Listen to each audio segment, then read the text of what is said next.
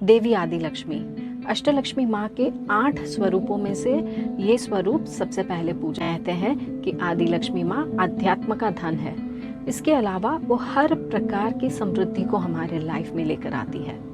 सुख सौभाग्यम और धन आरोग्यम, हर तरीके की समृद्धि आपके पास लेकर आती है।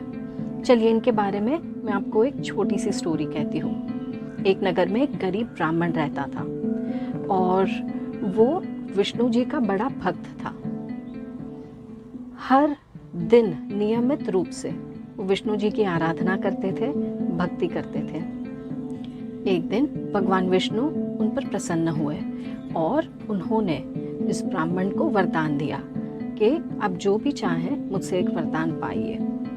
तब इस ब्राह्मण ने अपनी इच्छा व्यक्त की कि मैं चाहता हूँ कि माँ लक्ष्मी मेरे घर आके रहे ताकि हर तरीके का सुख और सौभाग्य मेरे घर में आए। तो विष्णु जी ने उनको एक उपाय दिया।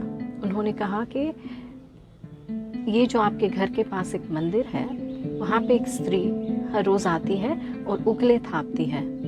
उनसे आप जरूर मिले और उन्हें अपने घर पे आने का आमंत्रण दें। वो स्वयं देवी लक्ष्मी है। दूसरे दिन ब्राह्मण इस मंदिर में जाते हैं और उन्होंने उस स्त्री को ढूंढा जो उगले थाप रही थी और उन्होंने बड़े आदर भाव के साथ इस स्त्री को अपने घर पे आने का आमंत्रण दिया। वो थी देवी लक्ष्मी और वो तुरंत ही समझ जाती है कि इस ब्राह्मण को आमंत्रण देने की प्रेरणा भगवान विष्णु ने दी है। तो वो तुरंत ही ब्राह्मण को एक व्रत बताती है।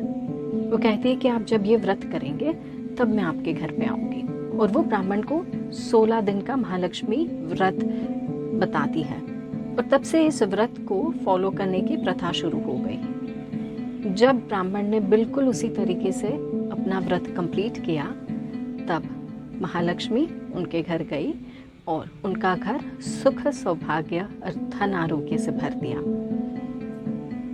जब महालक्ष्मी हमारे घर आती है तो सिर्फ पैसे या धन नहीं, हर तरीके की प्रॉस्पेरिटी को लेकर आती है, खास करके आदि लक्ष्मी। और अब मैं जो आपको बताने जा रही हूँ वो है एक तरीका जो आप इस्तेमाल करके अक्षय तृतीया के दिन अष्टलक्ष्मी माँ की एनर्जी को अपने घर पे इनवाइट कर सकते हैं। तो इस दिन आपके पास होना चाहिए एक फोटो जिसमें माँ के 8 स्वरूपों के पिक्चर्स हों। अगर आपके पास ऐसा कोई फोटो नहीं है, आप इंटरनेट से ले सकते हैं। लेकिन अगर आप किसी कारण से ऐसे फोटो में इन्वेस्ट नहीं करना चाहते हैं तो उस फोटो को बस फोन पे खोल लीजिए और माँ के 8 स्वरूपों के साथ कनेक्ट कीजिए। उसके बाद अपने घर में 8 घी के दीपक लगाएं या 8 कैंडल्स लगाएं, हर माँ को ये प्रार्थना करते हुए कि माँ आप आइए, मेरे घर में मेरे साथ रहिए और मेरा घर सुख सौभाग्य और धन आरोग्य से भर दीजिए। आई होप आपको अष्टलक्ष्मी माँ की ये स्टोरी पसंद आई।